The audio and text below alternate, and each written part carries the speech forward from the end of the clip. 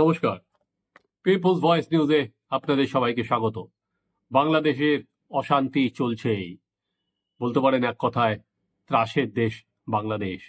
চট্টগ্রামে সংখ্যালঘুদের 3টি ধর্মীয় প্রতিষ্ঠানে হামলা হয়েছে।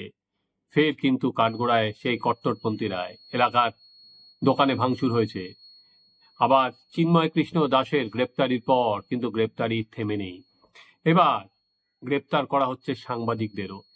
গ্রেপ্তার করা হয়েছিল সাংবাদিক মুন্নি সাহাকে, হিন্দু সাংবাদিককে গ্রেপ্তার করা হয়েছে এবং তিনি একটি অনলাইন পোর্টালে সঞ্চালকও।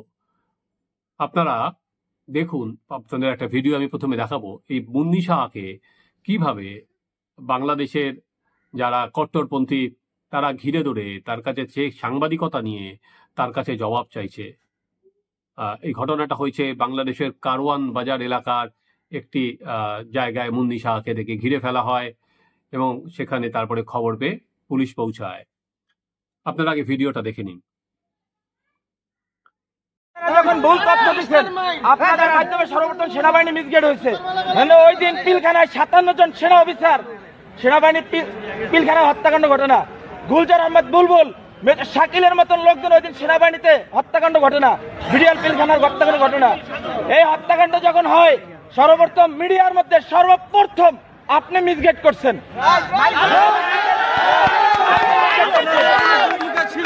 এই দেশে 52,000 রহস্য সদস্য, এর ভিতরে আপনি একজন। এই দেশকে আপনারা ভারতের অঙ্গরাজ্য বানাবার জন্য যা করাবার তাই করছেন। আপনি এখনো কেন, আপনার হাতে এখনো ছাত্র হত্যার রক্ত এখন আপনার হাতে লেগে আছে। আপনাদের মতন আপনাদের মতন কিছু কুলাঙ্গা সাংবাদিক পেশাটা হচ্ছে সত্যিটা মহৎ পেশা। সত্যের উন্মোচন তারাই করে, কিন্তু আপনারা সত্যটারে মিথ্যা বানাইয়া এই দেশটাকে একটা কিছু ভুটানের মতন আপনারা অন্ধকার জগতে বানাই ফেলাইছেন।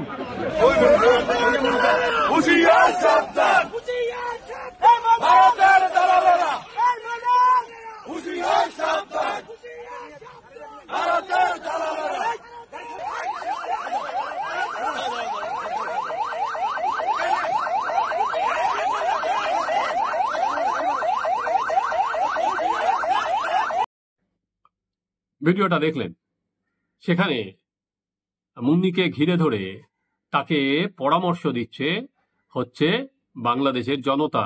তাকে আর কোন খবর খারাপ, কোন খবর ভালো, কিভাবে ওই খবরটা কেন করেছিল, এটা হচ্ছে এখন বাংলাদেশের গণতন্ত্র।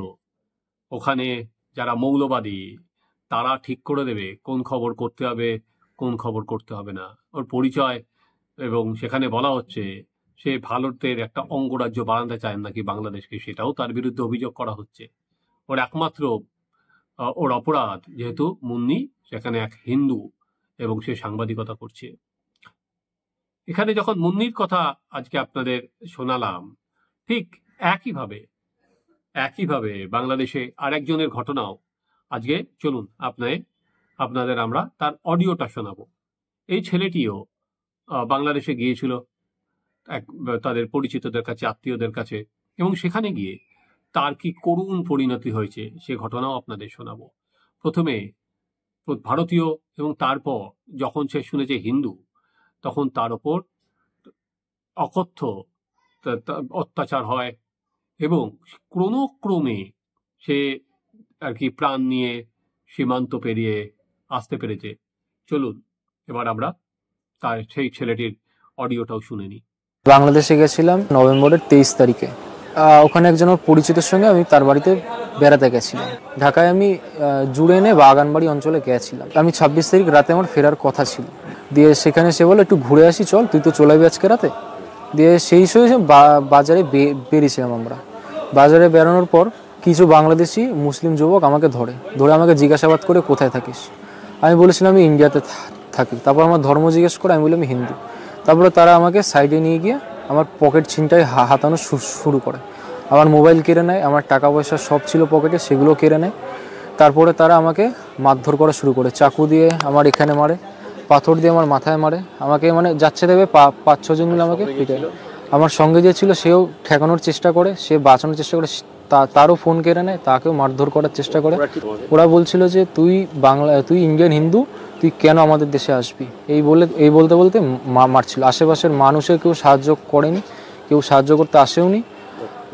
পুলিশ যখন সব ব্যাপার ঠান্ডা হলো আমাকে বাড়ি নিয়ে যায়। আমি ওখানকার এমার্জেন্সি নাম্বারে কল করি 999-এ। সেখান থেকে উল্টো আমাকে জেরা করা শুরু হয় যে তুমি ভাই কেন এসছো, বাংলাদেশে কার বাড়িতে এসছো, কিরম বন্ধু লাগে, এইসব আমাকে জিজ্ঞাসাবাদ করা হয়।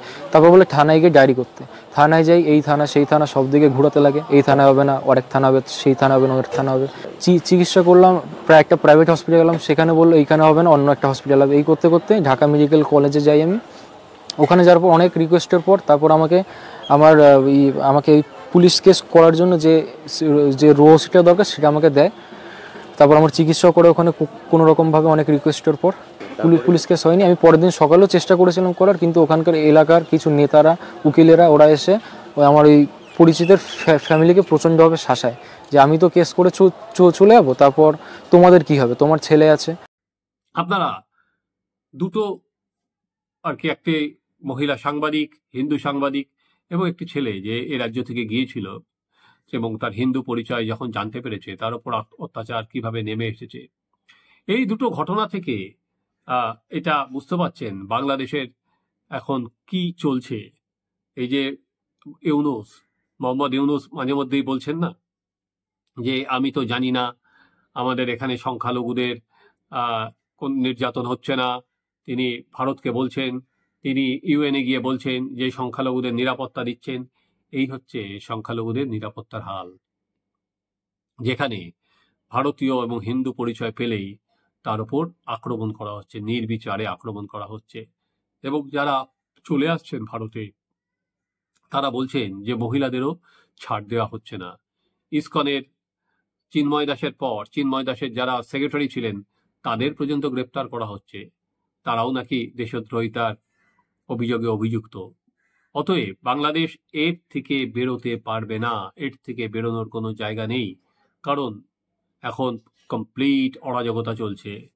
এবং সেখানে বেছে বেছে এই প্ল্যানটাই হয়তো ছিল যে আরও যারা সংখ্যালঘু আছে সেই সংখ্যালঘু শূন্য হয়তো বাংলাদেশ করে দেওয়ার একটা পরিকল্পনা হয়তো তাদের মধ্যে ছিল। কারণ যতক্ষণ না পর্যন্ত ইউনূস সরকার সংখ্যালঘুদের নিরাপত্তা দিতে পারবে, ততক্ষণ পর্যন্ত কিন্তু আজকে এই যে হাল হচ্ছে মুন্নি সাহার, বা যে এই যে ছেলেটি আজকে চলে এসেছে, এই নির্যাতন কিন্তু আরও বাড়বে। আপাতত এর কোনো শেষ নেই এবং এক ভয়াবহ দিকে এই বাংলাদেশ এগিয়ে চলেছে। এবং স্বাভাবিক, যখন হিন্দুদের ওপর নির্যাতন হচ্ছে তার রেশ কিন্তু পড়ছে কিন্তু এই বাংলাতেও কিন্তু হিন্দুরা একজোট হচ্ছে। কারণ আপনারা জানেন, কোনো মুসলিম দেশে যদি মুসলিমদের ওপর অত্যাচার হয় তখন মুসলিমরা একজোট হয়ে যায়। যখন খ্রিস্টানদের ওপর আমরা দেখেছিলাম আক্রমণ হলে তারা একজোট হয়ে যায়। কিন্তু সেক্ষেত্রে হিন্দুদের ক্ষেত্রে কিন্তু দেখা যায়নি যে কোনো জায়গায় কোনো দেশে হিন্দুদের ওপর আক্রমণ হলে হিন্দুরা একজোট হয়ে, ঐক্যবদ্ধ হয়ে তারা রাস্তায় নেমেছেন, তারা বিচার চাইছেন। সেটা বাংলাদেশ হতে পারে, সেটা কানাডায় হতে পারে, বা যেটা অন্য রাজ্যে, অন্য দেশে হতে পারে।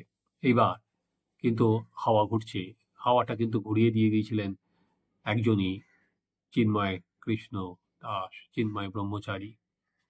তিনি হিন্দুরা যে প্রতিরোধ করতে পারে, প্রতিবাদ করতে পারে, সেটা কিন্তু বাংলাদেশের মাটিতে তিনি প্রমাণ করে দিয়েছিলেন। তার ডাকে লক্ষ লক্ষ মানুষ ঘর ছেড়ে বেরিয়েছে।